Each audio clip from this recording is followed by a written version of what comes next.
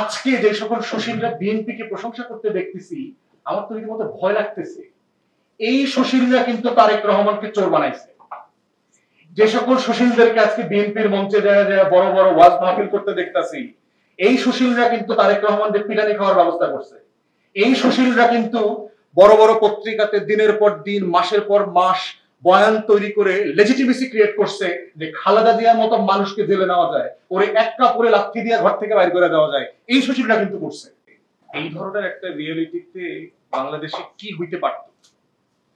আমরা যদি গণ অভ্যুত্থানের আগে পরের যে উপকরণগুলো বিরাজ করে সারা দুনিয়াতে যদি কেস স্টাডিগুলো দেখি, সাউথ আমেরিকা, মধ্যপ্রাচ্য এবং আফ্রিকাতে বাংলাদেশে আসলে দুইটা বড় ঘটনা ঘটার কথা ছিল, যার প্রত্যেকটা উপকরণ এখানে বিরাজমান ছিল এবং এখনো আছে। তার ভিতরে প্রথমটা হচ্ছে গৃহযুদ্ধ। পৃথিবীতে এই ধরনের সিচুয়েশন যখন ঘটে, গৃহযুদ্ধ হবার জন্য যে পাওয়ারফুল সোসাইটিতে সেগমেন্ট লাগে, ইনস্টিটিউশনের মধ্যে যে পরিমাণ ডিভিশন দরকার হয়, অস্ত্রধারী সংগঠনগুলো, প্রতিষ্ঠানগুলোর ভিতরে যেভাবে ক্ষমতার দ্বন্দ্ব তৈরি হতে হয়, তার প্রত্যেকটা উপকরণ গত বছর জুন, জুলাই, আগস্টে বাংলাদেশে ছিল। বাংলাদেশে একটা গৃহযুদ্ধ লাগার কথা এবং লক্ষ লক্ষ মানুষ মারা যাবার কথা ছিল। বাংলাদেশে কোনো গৃহযুদ্ধ লাগে নাই। দ্বিতীয়ত হচ্ছে, বাংলাদেশে গত 16-17 বছর যে পরিমাণ লুটপাট এবং প্লান্ডার হয়েছে, পৃথিবীর যে কোনো মেজারমেন্টে যদি আফ্রিকান এবং সাউথ আমেরিকান কেস স্টাডিগুলো আমরা দেখি 60, 70, 80, 90 দশকে, তাহলে বাংলাদেশে দুর্ভিক্ষ লাগার কথা ছিল। বাংলাদেশে দুর্ভিক্ষ হয়নি। এখন প্রশ্ন হচ্ছে, একটা অন্তর্বর্তীকালীন সরকারের আমি শুরুটা কোত্থেকে করব? সে যে বাস্তবতায়, যেই প্রেক্ষাপটে রাষ্ট্রের যেখানে সে দায়িত্বটা নিয়েছে, সেই সাপেক্ষে তো তাকে মূল্যায়ন করতে হবে। আমরা সুইজারল্যান্ডে ছিলাম না গত বছর জুন মাসে, যে সাডেনলি আমরা উগান্ডায় পরিণত হয়ে গেছি, ব্যাপারটা এরকম না। আমরা উগান্ডাতেই ছিলাম, হাইতি হওয়ার কথা ছিল, ইয়েমেন হওয়ার কথা ছিল, সিরিয়া হওয়ার কথা ছিল, ওইটা হই নাই। অতএব এই বাম্পি রাইটটাকে একটা সেফ ল্যান্ডিং দিয়েছে হচ্ছে এই interim administration, and of course with the help and support of the political parties and the other stakeholders, no doubt about it. সেই জায়গাতে আমাদেরকে অ্যাপ্রিশিয়েট করাটা শুরু করতে হবে সেইখানে।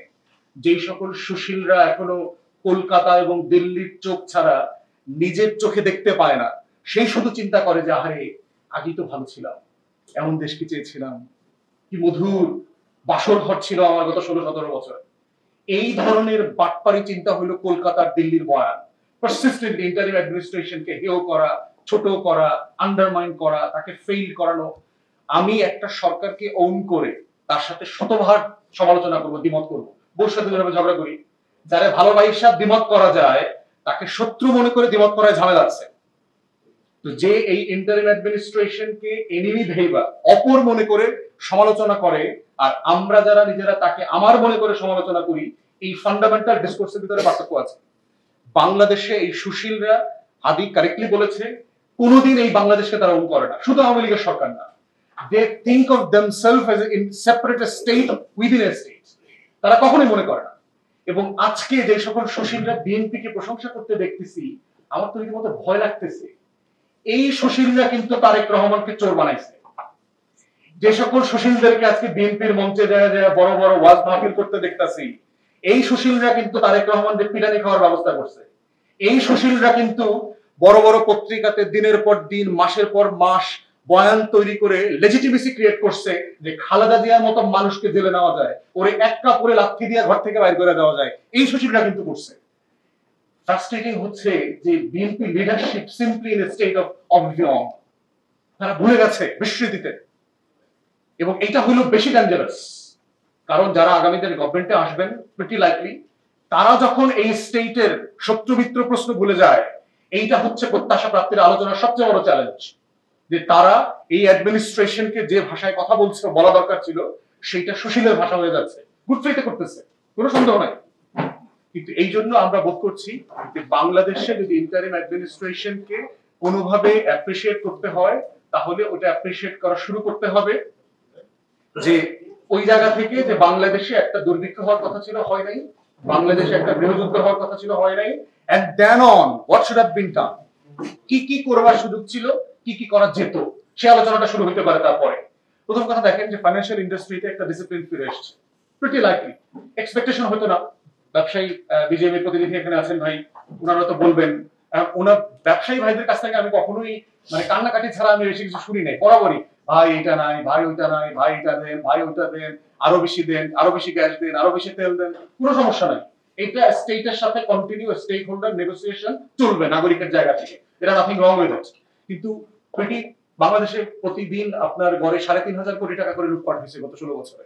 আপনি যদি শুধু শ্বেতপত্রে বাংলা টাকায় ভাগ করেন, বাংলাদেশে এখন তো লুটপাট হইতেছে না। প্রতিদিন ব্যাংক খালি হয়ে যাওয়ার কথা ছিল, তো নাই তো, কারণ এখন আর ব্যাংক লুটপাট হওয়ার মতো ব্যাংকও নাই। ৪০-এর মতো ব্যাংক অলরেডি হলো ডেট সেলিং এ চলে গেছে। তো সেই জায়গা থেকে ইন্ডাস্ট্রিতে প্রিটি ডিসিপ্লিন ফিরে আসছে। আগে আমরা করতাম ৫০,০০০ টাকা নিয়ে ব্যাংকে ভাঙাইতে পারতেছে না, চেক উজ্জ্বল করতে পারতেছে না, টাকা ট্রানজাকশন করতে পারছে না, ক্যাশ মেশিন বন্ধ হয়ে গেছে। তো এই কথা তো শুনি নেই এখন, কোথাও তো এই কথা শুনতে পাচ্ছে না। এটা সত্য, ব্যবসায়ীরা বলছে এলসি খুলতে পারছে না, খুলবে করতে গিয়ে টাকা কই ব্যাংকে। এখন এই যে এলসি খুলতে পারছেন না, এই দায়িত্ব ইন্টারনাল অ্যাডমিনিস্ট্রেশনকে আপনি দিতে পারেন না, আপনাকে তো কালেক্টিভলি দিতে হবে। ব্যবসায়ী নেতাদের যখন বক্তব্য শুনি যে অ্যাজ ইফ সব সমস্যার সমাধান শুরু হয়েছে, সমস্যাটা শুরু হয়েছে গত জুলাই মাস থেকে, বাস্তবতা তা তো না। এই ব্যবসায়ীরা বাংলাদেশে ফ্যাসিবাদ কায়েম করবার জন্য যে পরিমাণ মানে মবক্রেসি এবং অলিগার্কি, স্টেট স্পন্সর অলিগার্কি তৈরি করেছে, তাদের তো এই দায় নিতে হবে। দায় নিয়ে তারপরে বলতে হবে যে ইয়েস, টাইম হ্যাজ কাম, যে আমরা রিগ্রেট করি what we have done in the past. আমরা এখন একসাথে কিভাবে কাজ করব, সবাই মিলে কাজ করব, আমাদের অংশে আমরা কি করব, আপনাদের অংশে আমরা কি করব। গ্যাসের, তেলের এবং যেই লিমিটেশন গুলো আছে জ্বালানি সংকটের, এগুলো নিয়ে কন্টিনিউয়াসলি নেগোশিয়েট করতে হবে। কিন্তু ইকুয়ালি ব্যবসায়ীদেরকে বলতে হবে যে গত ১৬-১৭ বছরে ব্যবসায়ীরা যে রাষ্ট্রকে লুটপাট করতে সাহায্য করেছেন, তাদের ব্যাপারে কি হবে, এবং এই অলিগার্কি সিন্ডিকেট ভেঙে দিয়ে জনতার ব্যবসায়ী আপনারা কবে হবেন, কিভাবে হবেন। ইকুয়ালি দেখেন, পলিটিক্যাল পার্টিস, ঐক্যমত্য কমিশনে আমরা লম্বা সময় কাটাইলাম, এখানে হিস্টোরিক্যাল কোনো সন্দেহ নাই। পলিটিক্যাল পার্টির ফেসলা বদলাইতে হবে। আমরা সকল রাজনৈতিক দল দেখবেন অন্যের সংস্কার নিয়ে আমরা খুব ব্যস্ত। এই পুলিশকে ভালো বানাইতে হইব, এই আমলারে ভালো বানাইতে হইব, এই চাকর বাকর করা বন্ধ করতে হইব, এই দুর্নীতি বন্ধ করতে হইব, সব অন্যের মানে অন্যের সংস্কার নিয়ে আমরা যতটা বিজি, পলিটিক্যাল পার্টিস গুলো are not yet at all bothered two reform themselves. তাদের সংস্কার নিয়ে তারা মোটেই চিন্তিত না। এবং ৩১ দফার প্রোগ্রামে, বিএনপির প্রোগ্রামে অ্যাক্টিং চেয়ারম্যানের সামনে এই কথাটা প্রচুর করেছি, আপনাদের এই ৩১ দফার এইরকম যে কত সুন্দর সুন্দর কথা আছে, এর কোনো কথা বাস্তবায়ন করতে পারবেন না যদি এই হলের মানুষগুলো না বদলায়। কারণ ওই হলটাতে দেশের সব রাজনৈতিক দলের নেতারা ছিলেন। এই মানুষগুলো যদি খাইসলত না বদলায়, এই মানুষগুলো যদি চরিত্র না বদলায়, এই মানুষগুলো যদি বিহেভিয়ার প্যাটার্ন না বদলায়, এই মানুষগুলো the way they do politics, এটা যদি পরিবর্তন না হয়, তাহলে এই ৩১ দফা will be written down as the golden aspiration for posterity, nothing will be implemented. অতএব এই রাজনৈতিক দল এবং ব্যক্তিদের খাইসলত বদলাইতে হবে। আমরা আসলে রাজনীতির নামে কি করি কি করি না। বুদ্ধিজীবীদের কথা বলেছেন, প্রাপ্তি প্রত্যাশার জায়গায় হাদি বলেছেন, তারা কি বলেছেন, বাংলাদেশে সে নাকি এমেরিটাস প্রফেসর, বাংলাদেশে ৫ ট্রাক বই পড়া মূর্খতার স্টেটমেন্ট আমরা দেখছি। শাহবাগের মতো বুদ্ধিজীবী তার নামে ফ্যাসিবাদও বাংলাদেশে আমরা দেখছি গণজাগরণের নামে। বাংলাদেশে ৪ তারিখ একজন এমেরিটাস প্রফেসর লিখতেছে যে এই গণ অভ্যুত্থানের নামে যা চলছে, এই আন্দোলন সংগ্রামের নামে, এটা বাংলাদেশকে নাকি ভিন্ন খাতে প্রবাহিত করবে, ৭১-এর অর্জনের বিপরীত দিকে নাকি চলে যাবে। বলার চেষ্টা করতেছে ইন্ডিয়ান ডিসকোর্স, যে আমরা ইন্ডিয়ার বলয় থেকে বের হয়ে যাচ্ছি। তার কথার বক্তব্য হলো তাই, যে জুলাই আগস্টে যা হইতেছে এটা নাকি ইন্ডিয়ান বলয় থেকে আমরা বের হয়ে যাচ্ছি। এই বুদ্ধিজীবীটাও তো আমরা দেখছি, ওই ঢাকা ইউনিভার্সিটি থেকে আগে তো লাঠি মেরে বাই করে দেওয়া হয়নি। এই ধরনের বুদ্ধিজীবী আমি ট্যাক্স পেয়ারদের টাকা দিয়ে কেন চালাবো, কেন পুষবো? যে বুদ্ধিজীবীরা হিস্টোরিক্যাল রিয়ালিটিতে আমাদের মাহমুদ স্যারের মতো করে রাস্তায় বলতে পারে না, ১০ মাস জেল খেটার রিস্ক নিতে পারে না, কেন কেন এই বুদ্ধিজীবী আমাদের পালতে হবে? এই বুদ্ধিজীবী আমরা পালবো না তো। অতএব যেই জনতার রক্তকে ইন্টেলেকচুয়ালি ইন্টারপ্রেট করতে পারবে না, তার দরকার নাই ভাই, আপনার নাম খাটায় দেবো। আপনি প্রয়োজনে আপনারা কেরানি দিয়ে পুষবো, প্রয়োজনে আপনাকে রেগুলার ভিক্ষা দেবো। আপনার যদি চাইল্ড লাইনের সমস্যা থাকে, ইনকিলাব মঞ্চ, এনসিপি, আমরা সবাই মিল্লা আপনার ভিক্ষা দেওয়ার ব্যবস্থা করে দেবো, আপনি মরার আগ পর্যন্ত না মরেন। কিন্তু আপনি লেখালেখি করেন না, বুদ্ধিজীবিতা করেন না, বই পাবলিশ করেন না, আপনি জাতিকে যথেষ্ট বিভ্রান্ত করছেন। কবিরা, তাহলে প্রত্যাশা প্রাপ্তির জায়গা হচ্ছে একটা ইন্টারিম অ্যাডমিনিস্ট্রেশনের ডেলিভারি করার ব্যাপার না। আমরা বলছি একটা রাষ্ট্রের টোটাল ওভারহলিং দরকার। এই মেশিনটাতে শুধু একটা চাকা বদলাইলে, একটা আয়না বদলাইলেই রাষ্ট্রটা বদলে যাবে না। এই রাষ্ট্রের ওভারঅল দরকার, একটা রিপেয়ারের জায়গা দরকার। তো সেই জায়গাতে ১ বছর পরে এসে আমরা ফিল করছি যে রাষ্ট্র যে জায়গায় যাবার কথা ছিল, সেখানে অফকোর্স সেই প্রত্যাশার জায়গায় আমরা যেতে পারি নাই। এবং হারির সাথে আমি একমত, বিভিন্ন জায়গাতে বিভিন্ন প্ল্যাটফর্মে আমরা বলেছি বিএনপির নেতৃত্বে, ছাত্রদের নেতৃত্বে যদি আমরা একটা জাতীয় সরকার করতে পারতাম, কমিশনের নামে এই 7-8 মাস আমাদের নষ্ট করার কোনো প্রয়োজন ছিল না। এই একই জিনিস ক্যাবিনেটে আমরা সবাই মিলে পাশ করে অলমোস্ট বাস্তবায়ন করে ফেলতে পারতাম। 31 দফার জন্য আরো 2 বছর পরে 5 বছরের জন্য ক্ষমতায় আসার লড়াইটা করা লাগতো না।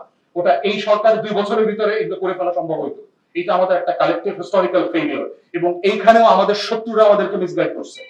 যাদেরকে নিয়ে বিভিন্ন জায়গায় জায়গায় নিয়ে রং চা খাওয়ানো হয়েছে, কফি খাওয়ানো হয়েছে, টাকায় টাকায় গাড়ি পাঠায় নিয়ে ভিআইপি মিটিং এ নেওয়া হয়েছে, নিয়ে নেওয়া এক একজনকে একটা দিল্লির অ্যান্টিবায়োটিক্স খাওয়া দিছে, এক একটা করে করে কলকাতার একটা বড়ি খাওয়া দিছে। ওই বড়ি খাওয়ানোর পরে সে যেদিকে তাকায় শুধু ভারত দেখে, দিল্লি দেখে, ম্যাপ দেখে, ভারতের ইনভেশন দেখে, এখন আমরা দখল করে ফেলাইবো। যেই দেশ তার নিজের দেশের ভিতরে 7টা ফ্রন্টে মিলিটারি যুদ্ধ করতেছে, সে আরেকটা দেশ দখল করবে, ওর ক্যাপাসিটি আছে? ও ভারতের 3 সপ্তাহের যুদ্ধে নাস্তানাবুদ হয়ে ওয়াশিংটনে ট্রাম্পের পাও ধরে মাপ চাইছে এবং বলছে যে এখন ইয়েতে করো, নেগোসিয়েশনে বাধ্য করো পাকিস্তানকে। ওই দেশ দেশ দখল করবে। যেই দেশ নেপালের সাথে যুদ্ধে হেরে যায়, যেই দেশ কাশ্মীরিদেরকে ডিল করতে পারে না, 2 কোটি মুসলমান, সে 20 কোটি মুসলমানের নাস্তানাবুদ করে দিবে। অথচ আমাদেরকে গত 50 বছর ধরে এই দিল্লির আধিপত্য বা দালালরা, বুদ্ধিজীবীরা, রাজনীতিবিদরা, দলগুলো আমাদের এগুলো শিখাইছে। আমরা পারবো না। আমরা ছোট দেশ, এই বিশাল দেশ, একটুক দেশ, ধরে নিলে কি করবো না করবো, এগুলো আমাদের খাওয়াইছে। অতএব প্রত্যাশা প্রাপ্তির জায়গায়